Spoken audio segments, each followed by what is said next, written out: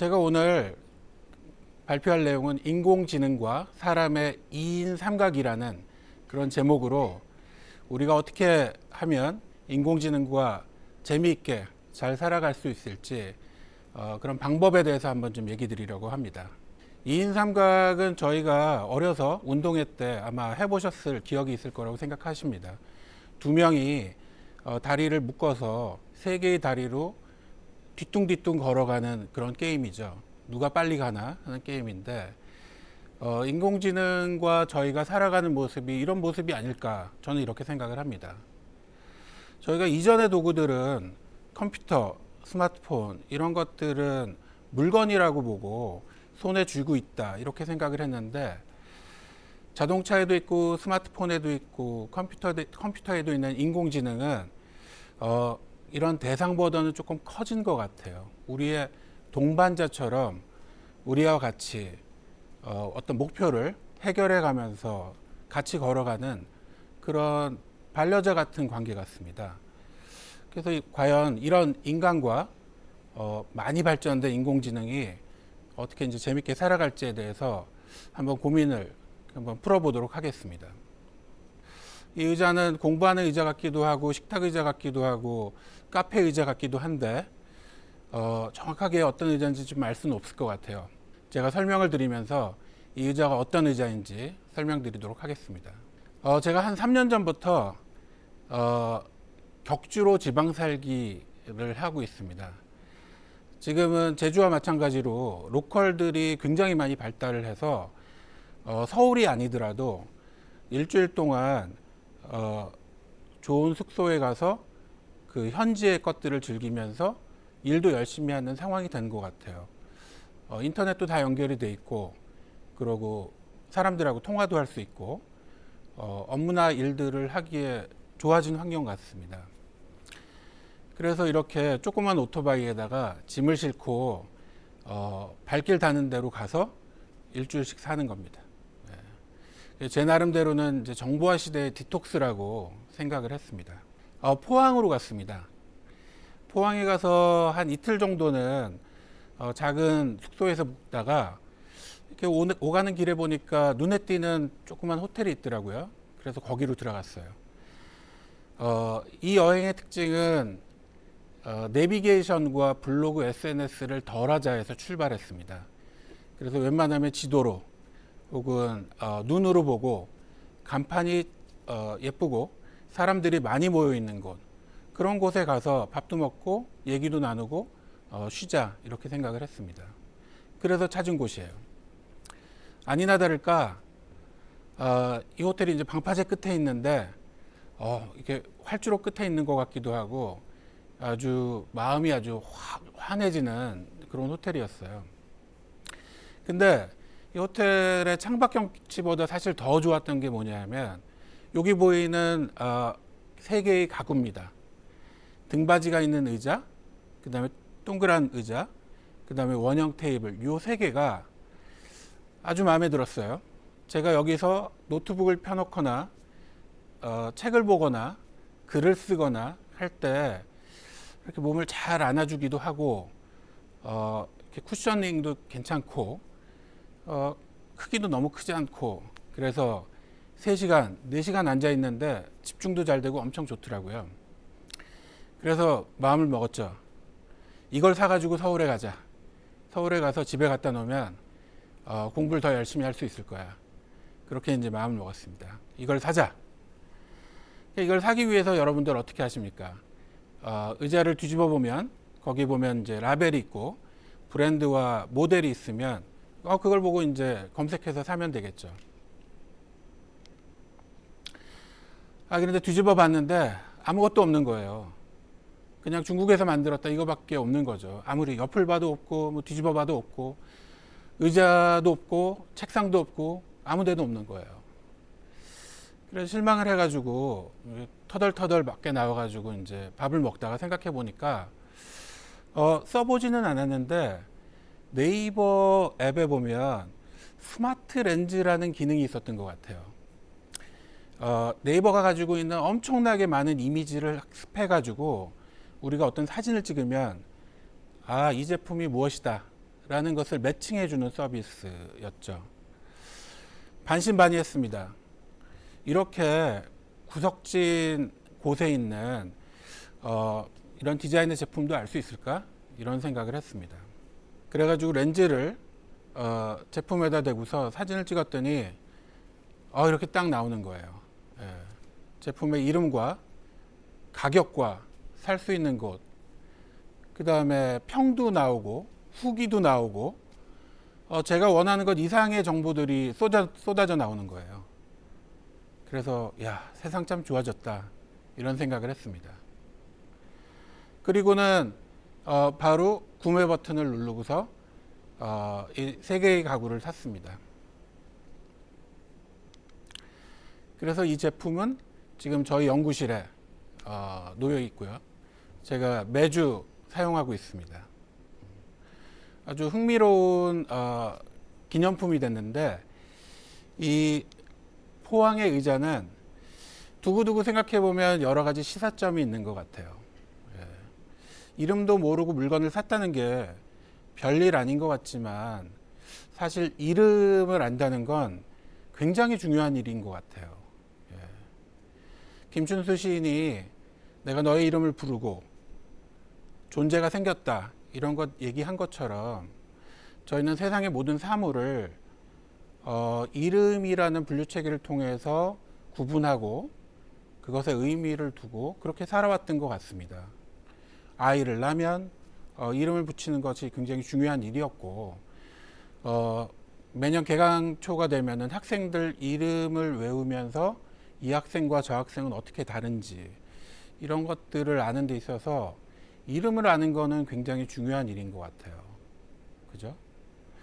그런데 이제 이름을 몰라도 목적한 바를 도달할 수가 있다라고 되면 사람들은 이제 이름을 잘 안 외우려고 하겠죠. 이름을 잘 안 붙이려고 할 거고, 그렇게 되면은 맨눈으로 이것과 저것을 구분하고 그렇게 되기 점점 어려워지지 않을까 이런 생각이 들었습니다. 저희가 뭔가 일이 작동되는 세계에서 인공지능 때문에 사람들이 한 발짝 뒤로 물러나고 약간 소외되는 게 아닌가 이런 생각이 좀 들었어요. 그래서 또 생각을 해보니까 그러면 인공지능이 우리에게 무엇을 해주지? 이렇게 해보면 지금 인공지능이 아주 잘하는 것들은 사물을 인식하고 그 다음에 글을 이해하고 그 다음에 번역을 하고 어떤 우리의 취향에 맞게 추천을 해주고 이런 일들을 엄청나게 잘하는 것 같아요. 저희가 산업혁명 시대에는 기계들이 우리의 근육을 대체했죠. 컴퓨터의 시대, 정보화 시대에는 계산기죠. 컴퓨터는 계산을 해주고 우리의 기억을 대체해주고 이런 것들을 한 것 같습니다. 이것들이 연결되면서 이제 인터넷 시대가 열렸죠. 근데 이제 인공지능의 시대에는 위에 써 있는 것처럼 인식하고 이해하고 판단하고 이런 일들을 대체하는 겁니다. 인간의 중요한 역할들을 기계에게 맡기는 거죠. 이런 시대가 되면 지금은 그래도 우리가 여태까지 배워왔던 방식으로 살게 되는데 인공지능이 조금 더 많아지면 아주 새로운 현상들이 많이 벌어질 것 같아요. 그리고 이미 많이 벌어지고 있고요. 그래서 국내나 해외 많은 학자들은 이런 인공지능이 많이 보편화됐을 때 저희는 당혹감을 느낀다라고 얘기를 합니다. 이 당혹감의 예시를 한번 들어보도록 하겠습니다. 아침입니다. 옷을 깨끗하게 입고 가방을 들고 출근을 하면서 직장 1층에 있는 카페 문을 열고 들어갑니다. 종업원이 어서 오세요, 무슨 다방입니다 이렇게 얘기를 하면서 제가 이제 카운터로 다가가면 너무 서스럼 없이 한 잔의 음료수를 쓱 내밀면서 이런 말을 할 겁니다. 손님이 주문하지 않으신 바로 딱 그 스킨밀크 라떼입니다 하고 줄 거예요. 당혹스럽지 않으십니까? 이미 이런 일들이 많이 벌어지고 있죠. 음악을 들으려고 음악 앱을 열면 당신이 들어야 될 노래는 이거다. 유튜브 동영상을 보려고 앱을 열면 당신이 봐야 될 동영상은 이거다. 이런 일들은 아주 많이 벌어지고 있습니다. 처음에는 좀 당혹스럽죠. 인간에게는 자유의지라는 게 있어요. 내가 100일 중에 99일을 따뜻한 아메리카노를 먹더라도 그 카운터 앞에 가서 뭘 드시겠습니까? 이렇게 물어보면 잠깐 고민하는 순간을 갖고 따뜻한 아메리카노요. 이렇게 얘기를 할 겁니다. 이게 자유의지라는 게 나를 나로 만드는 굉장히 중요한 메커니즘이죠. 그런데 이렇게 주문하지 않은 스킨밀크 라떼가 당신이 먹어야 될 거라고 얘기를 한다면 그러면은 고민이 좀 될 거예요. 수많은 데이터로부터 혹은 수많은 알고리즘으로부터 이것을 먹는 게 나의 건강, 나의 기분, 여러 가지 면에서 맞는 답이라는 걸 알지만 왠지 이렇게 끌려가고 싶지는 않은 기분이 드는 거죠.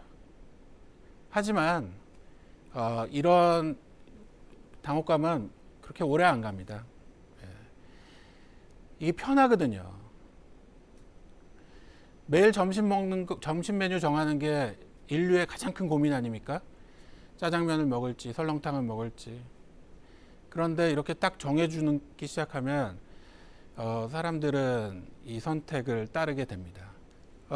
이런 당혹감들이 우리 생활의 곳곳에 펼쳐지고 그 다음에 이런 추천과 데이터를 기반으로 한 인공지능이 우리를 앞장서 나가는 생활들이 많아지게 되면 지금의 세상과 굉장히 다른 세계로 우리는 들어가게 되는 겁니다. 이런 새로운 세상을 학자들은 사변주의적 세상이라고 얘기를 합니다. 영어로는 스페큘레이션이라고 그러는데요. 제가 미국에서 공부할 때 어떤 글을 써가면은 선생님이 저한테 해주실 수 있는 가장 혹독한 표현 중에 하나가 too much speculation 이런 얘기를 합니다. 이게 짐작이 너무 많아. 한국 표현으로 하면 이건 뇌피셜로 쓴 거지 뭐 이런 표현이에요. 그런데 이제는 이런 사변주의적 스페큘레이션으로 돌아가는 세상이 우리들 앞에 펼쳐져 있다는 겁니다. 그러면 사변주의적 세상이 아닌 다른 세상은 뭐였을까요? 우리가 그동안 살아왔던 세상은 우리가 그동안 살아왔던 세상을 상관주의적 correlated world라고 이제 표현을 합니다. 그런데 이 새로운 인공지능의 시대, 빅데이터의 시대에는 엄청나게 많은 학습을 통해 가지고 원리나 모델은 잘 모르나 그것이 경험적으로 확률적으로 맞는 그런 일들을 저희에게 제시를 해주는 거죠. 그래서 우리는 어떤 일이 벌어지면은 짐작, 어림잡아, 대충 이런 결정을 할 수밖에 없어요. 꼼꼼하게 계산을 하거나 검산을 하는 일들이 아닌 거죠. 아까도 제가 음악을 듣거나 이제 유튜브 보는 얘기를 했는데 음악에서 저희가 아이유의 반편지 이런 거를 골라서 듣기보다는 퇴근할 때 좋은 음악, 잠자기 전에 듣기 좋은 음악 이런 것들을 골라내고 그 다음에 곡의 연속적인 추천들을 들으면서 이게 맞는 것 같기도 해 뭐 이런 생각을 하는 거죠. 이전의 세상이 굉장히 꼼꼼하고 셀 수 있고 계산 가능한 세상이었다면 앞으로 다가오는 세상은 특히 인공지능과 2인 삼각으로 사는 세상은 이런 관계가 명료하지가 않아요. 우리는 이런 거를 포착한다고 그러는데 어떤 일이 벌어질지 어떤 사건이 터질지 이런 것들을 짐작하고 그거에 대해서 또 어림잡아 행동하고 이런 것들의 연속으로 일들이 벌어지는 세상입니다. 한번 그런 세상에 어떤 일들이 벌어지는지를 조금 더 구체적으로 살펴보겠습니다. 저희가 한국에 있는 전자회사와 같이 프로젝트를 하나 진행했어요. 가전제품에서 스위치를 다 없애버리자 지금 보면은 전자밥솥이나 세탁기에 보면 버튼이 너무 많아요. 사실 쓰는 건 몇 개 안 되는데 이왕 안 쓸 거 다 지워버리고 말로 한번 알아듣게 해보자. 이런 프로젝트를 한번 진행해 봤습니다. 제품을 만드시는 엔지니어들은 기존에 있는 기능들을 다 말로 이해할 수 있게끔 다 만들어 놨습니다. 그래서 따뜻한 물, 찬물, 헹굼, 탈수, 두 바퀴, 세 바퀴, 흰빨래, 색깔빨래 이런 것들을 다 매핑을 해놨어요. 사람들이 그런 말을 할 거라고 생각을 한 거죠. 그런데 이 세탁기를 놓고서 테스트를 해보니까 사람들이 처음에는 세탁기 쓰던 관습에 의해서 표준 코스 헹굼 2번, 온수 3번, 탈수 약하게 이렇게 얘기를 했거든요. 그런데 인공지능이 조금 더 말을 알아듣는다는 것을 알게 되고서는 그 다음부터는 이렇게 대화를 하기 시작합니다. 아이고, 땀에 절은 운동복과 내복이 5장이야. 이게 빨래 바구니의 반 정도가 수건으로만 꽉 찼어. 뭐 이런 식의 문제 상황을 얘기를 해주는 겁니다. 그리고 또 자기가 평소에 궁금했던 것도 물어보죠. 면은 빨면 왜 줄지? 뭐 이런 것들을 이제 물어보는 겁니다. 이 둘의 차이가 바로 상관주의적 세상과 사변주의적 세상의 차이예요. 상관주의적 세상에서는 세상을 우리가 작동하는 하나의 기능들과 그거의 순서들을 배워가는 게 우리가 일을 하는 방법이었어요. 그래서 세탁을 한다는 건 저희가 어렸을 때 엄마가 너 세탁하는 거 한번 배워볼래? 그러면 엄마 어떻게 하는 거예요? 그러면은 세탁기 문을 열고 세탁물을 넣은 다음에 그 양을 보고 표준으로 할지 세게 할지 결정을 하고 그 다음에 뜨거운 물로 할지 옷감에 따라서 뭐 이런 거를 하는 거야 라고 저희가 이제 배워왔다는 거죠. 그런데 이런 것들을 배우는 게 이제는 인공지능의 일이 되는 거예요. 사람은 그런 구체적인 절차나 기능들에 대해서 더 이상 이제 알 필요가 없어지는 거죠. 그러면 땀에 절은 운동복과 내복이 5장이야 라고 말했을 때 인공지능은 그동안의 사용자들의 데이터를 기반으로 해서 가장 적절한 온도와 가장 적절한 강도로 빨래를 하겠죠. 그런데 틀릴 수도 있어요.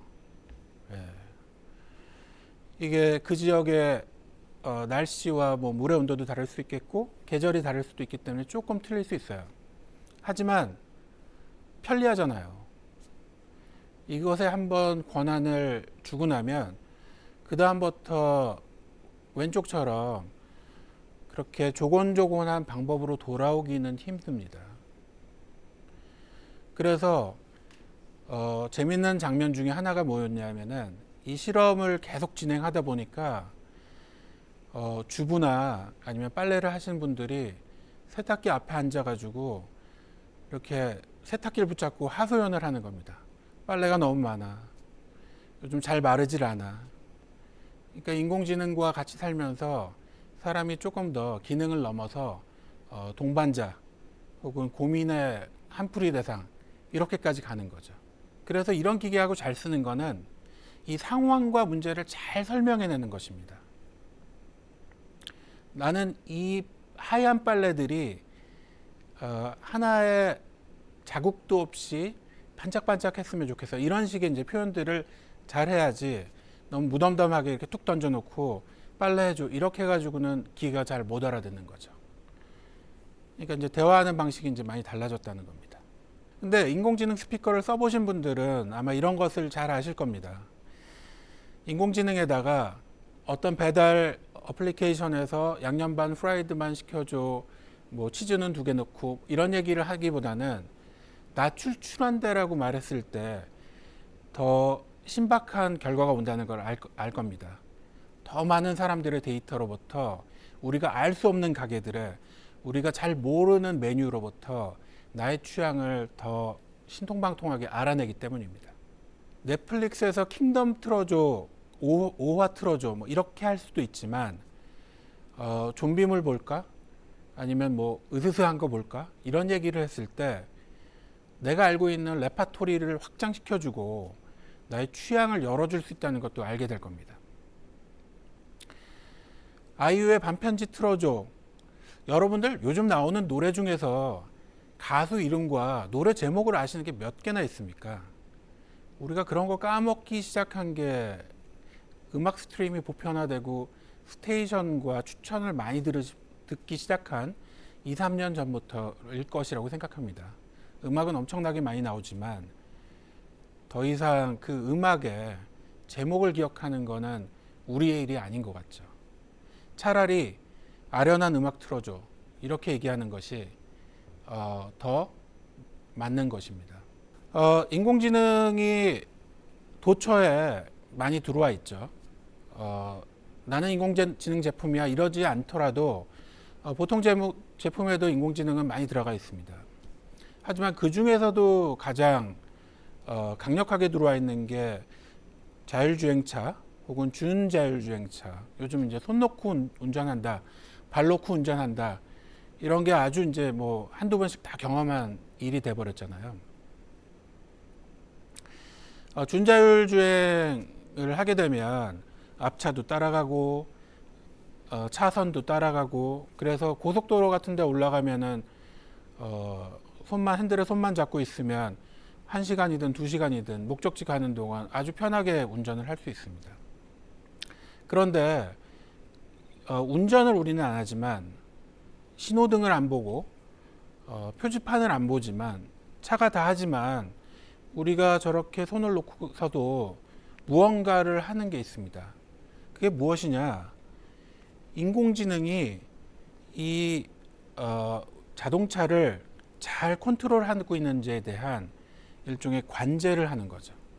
한 발짝 물러나서 얘가 인공지능이 잘 붙어 있는지 아니면 얘가 불안해하는지 그거를 살펴보는 겁니다. 그래서 자동차 업계에서는 꿀럭거림 혹은 스타틀링이라고 합니다. 자동차가 갑자기 차선이 흐릿해지거나 아니면 비가 많이 와가지고 앞차가 잘 안 보이거나 그러면은 얘가 나 잘 못하겠어요, 힘들어요 이런 식의 흔들림 혹은 불안함 이런 것들을 사용자에게 노출을 합니다. 그럼 사용자는 됐어 이제 내가 할게 핸들을 잡는다든지 준자율주행을 끄죠. 이런 식의 소통이 기계하고 벌어집니다. 이런 것들을 살펴보는 것, 즉 나의 대리자인 인공지능이 나의 주변을 잘 관리하는 것을 한 발짝 뒤에서 수렴청정하는 것, 그런 것들이 우리와 기계가 하는 일 중에 하나입니다. 기계는 우리의 인식을 대체합니다. 사물을 알아보고 글자를 이해하고 우리의 취향을 데이터로부터 파악해내고 이런 일들을 하는 거죠. 이러다 보면 가장 중요한 게 기계의 눈으로 바라보기 시작하면은 인간의 척도, 인간의 기준이 굉장히 불필요해진다는 겁니다. 아까 포항의 의자에서 설명드렸지만 이름 별로 의미가 없는 것 같아요. 사물의 모양이 있고 그것을 카메라가 인공지능이 찾아낼 수 있다고 하면 우리가 붙이는 사람의 이름에 붙이는 석자의 이름 넉자일 수도 있으나 이런 것들은 사람을 위한 거지 실제 일이 가기 위한 것은 아니라는 걸 알게 됩니다. 자율주행으로 유명한 테슬라에는 속도계나 RPM 게이지가 사실 중요한 인터페이스가 아닙니다.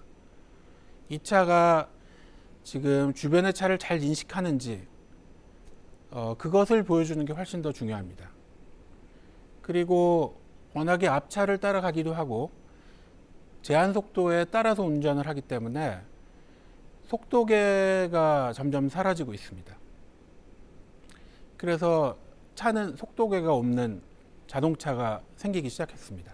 중국에 가면은 거대한 인터넷 기업인 바이두에서 컨퍼런스를 하면서 본인들은 지도가 없는 맵을 만들 거라고 얘기를 합니다. 그럼 이상하죠.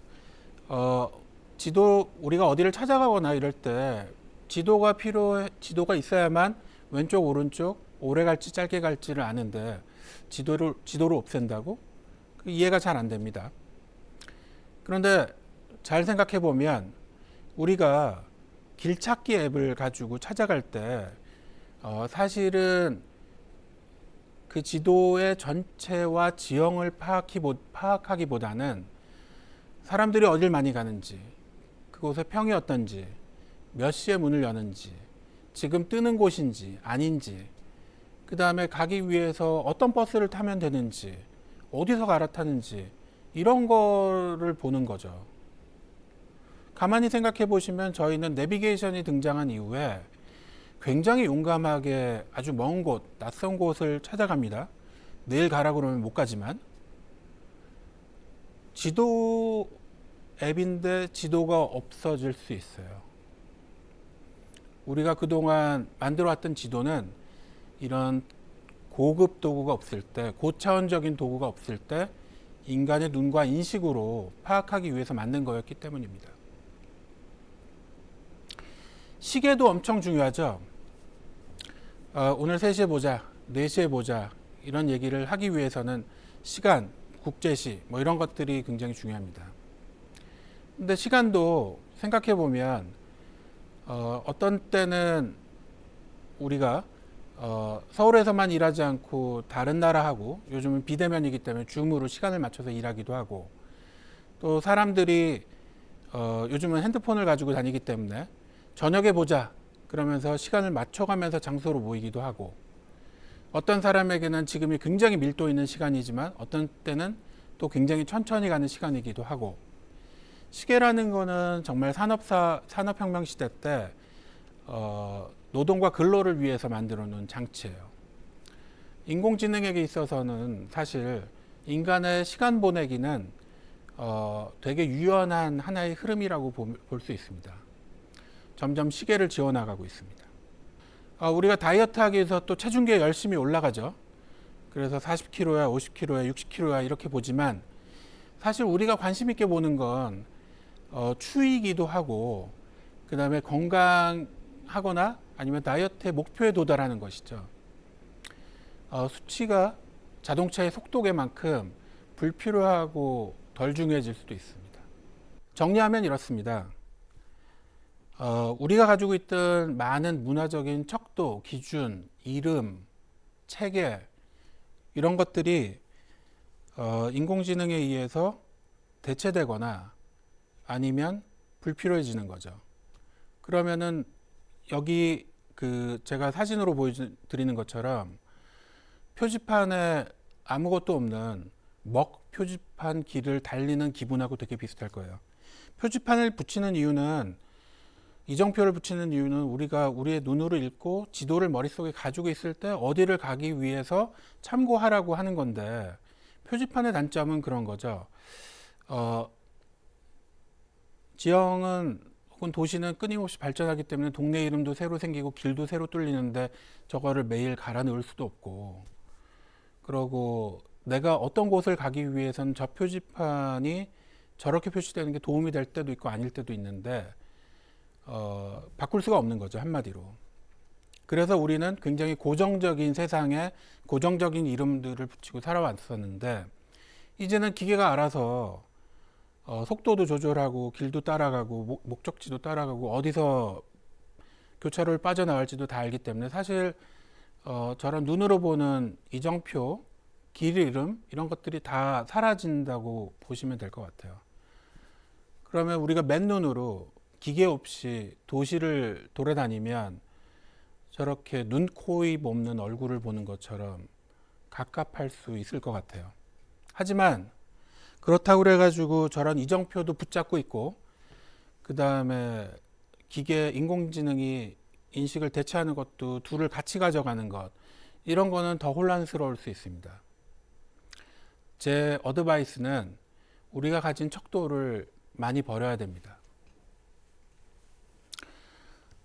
초등학교는 6학년, 중학교는 4학년, 고등학교는 3학년, 대학교는 4학년 이런 척도라든지, 우리가 가지고 있는 제주도, 경상도, 전라도 이런 구분이라든지 우편번호라든지 이런 것들은 더 이상 아무 의미가 없어요.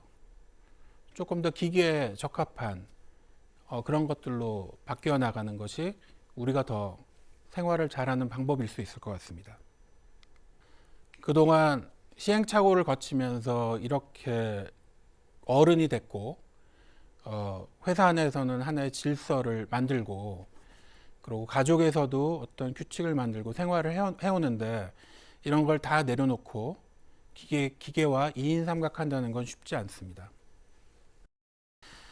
유명한 말이 있습니다. To err은 그 에러의 줄임말입니다. 에러를 만드는 건 인간이고 용서하는 건 신이다. 이 얘기는 인간은 실수 많이 한다라는 얘기입니다. 밑에 있는 그림에서처럼 우리가 교통사고의 90%는 사람이 조작 실수 혹은 흥분해서 혹은 자기가 알고 있는 착각 때문에입니다. 교통정체의 원인은 운전미숙과 끼어들기 이런 것들이죠. 흥미로운 얘기를 하나 드리자면 그럼에도 저는 고집이 중요하다는 얘기를 하나 드리고 싶은데 인터넷을 통해서 세상의 지식이 모두 한팔거리에 다가왔죠. 검색하면 뭐든지 다 나오지 않습니까? 그것을 뉴턴이 말한 거인의 어깨 위에서 세상을 바라본다 이런 것과 되게 비슷한 상황이 됐었죠. 그래서 모든 사람의 기본 지식 수준이 굉장히 높아진 지난 20년을 살았어요. 저희가 인공지능이 보편화 금방 될 겁니다. 그러면은 편견 없는 판단과 실수 없는 인식이 벌어질 거예요. 그러면은 인간에게 엄청나게 많은 객관성이 펼쳐집니다. 누구도 어떤 문제 해결을 할 때 인공지능과 같이 2인 삼각을 해서 실수하지 않고 아주 객관적으로 일을 처리하는 거죠. 객관적이지 않다는 거는 우리가 어떤 미용실에 가면은 거기 있는 미용사의 그 성향 때문에 다른 스타일의 머리를 하고 또 다른 곳에 갔을 땐 그 미용사의 표준적이지 않은 그것 때문에 우리가 다른 헤어스타일을 하게 되고 이런 것들을 찾는 것이 객관적이지 않은 것이고요. 객관적인 것이라는 거는 인공지능이 처리하기 때문에 어느 집에 가거나 답이 다 똑같은 경우를 얘기를 하는 겁니다. 그런데 이렇게 객관이 보편화된 세상에서는 인간의 존재 의미는 고집인 것 같아요. 그 사람이 방금 얘기 드린 것처럼 특정한 방식으로 문제를 해결한다. 나는 객관적인 기반 위에 좀 주관적인 향기를 얹어서 서비스를 공급한다. 이게 인간의 존재 의미가 될 것 같아요. 아주 새로운 세상이 되는 거죠. 이런 것들이 아마 인공지능과 인간이 2인 삼각하게 되는 그런 시대에 주머니 속에 찬 객관과 다른 쪽 주머니 속에 찬 나의 편향과 전문가로서의 고집 이것을 밸런스하는 것이 사람이 조금 더 존재 의미를 갖는 그런 일이 아닐까 생각합니다. 이게 마지막 슬라이드인데요. 첫 슬라이드와 같은 그림입니다. 글씨는 조금 달라졌지만 인공지능하고 사람이 2인 삼각을 할 수밖에 없을 것 같아요. 너무 많은 기계에 너무 많은 데이터를 통해서 모든 서비스에 다 담겨져 있기 때문에 하루에 24시간 일주일 동안 모든 곳에서 인공지능의 도움을 받지 않으면 일을 할 수가 없죠. 2인 삼각했던 기억을 되돌이켜 보면은 나와 같이 발을 묶은 파트너의 신체적인 조건 혹은 운동 조건 때문에 우리가 멀리 갈지 가까이 갈지 빨리 갈지 아니면은 엇박자로 갈지 한 박자로 갈지 뭐 이런 것들이 다 바뀝니다. 즉 가는 목적지가 바뀔 테고 가는 방법도 바뀔 테고 왜 가야 하는지도 바뀝니다. 두 발로 혼자 걸어갈 때하고 다른 거죠. 여기서 가는을 그 삶이라고 한번 바꿔보겠습니다. 그러면은 인공지능과 2인 삼각을 할 때 우리는 삶이 지향하는 곳도 달라질 겁니다. 상관주의 시대에는 우리는 직장에 들어가고 성공을 하고 돈을 벌고 안정된 삶을 살고 이런 것들이 우리가 뚜벅뚜벅 걸어가는 곳이었습니다. 하지만 그렇지 않은 곳을 가게 될 확률이 높아요. 방법도 달라집니다.